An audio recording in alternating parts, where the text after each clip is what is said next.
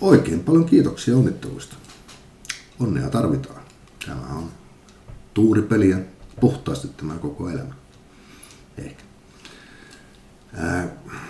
Kuten tässä on tavaksi tullut, niin muutama sananen. Tänä vuonna haluaisin puhua semmoista asiasta kuin autot. Jokaisen pikkupojan unelma aihe. Ja mulla on ollut aina semmoinen yksi automalli, mikä on tämmönen. Tämä on ykköskoppainen Escortti. Ehkä maailman paras auto. Vaalivainajalla oli myöskin samanlainen ja mä kysyin häneltä, että onko hyvä auto, niin sanoin, että on. Se on paras auto. Ainoa vika, että ryyppii ja joskus päälle. Ei välttämättä puhunut autosta, mutta ei siitä sen enempää. Mutta tämmöistä kun on haaveillut pitkään ja selannut nettiautoa muutamankin kerran, niin on huomannut, että muutamana viime vuoden aikana niin tämmöisten 70-luvun kulkineiden hinnat aivan tähtitieteellisellä tasolla.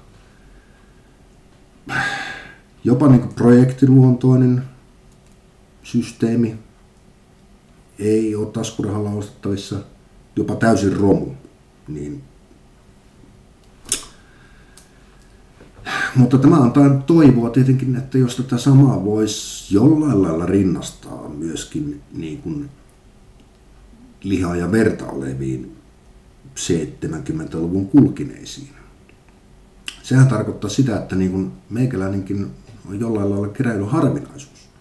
Ja sehän ei ole ollenkaan huono merkki siinä mielessä, että jos ajatellaan tämmöistä, että varsinaista 50 villitystä vuoden päästä odottavana, niin moottoripyörät vaihtuu amerikkalaismerkkisiin ja autot vaihtuu eskortteihin ja vaimot vaihtuu nuorempaan ja no ensimmäinenkin on vielä hommaamatta, mutta kyllä tässä markkinoita periaatteessa pitäisi olla aika laillakin.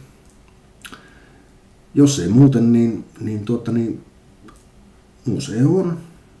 museo tai kokoelma, ihan kuinka vaan, jopa käyttöpeliksi.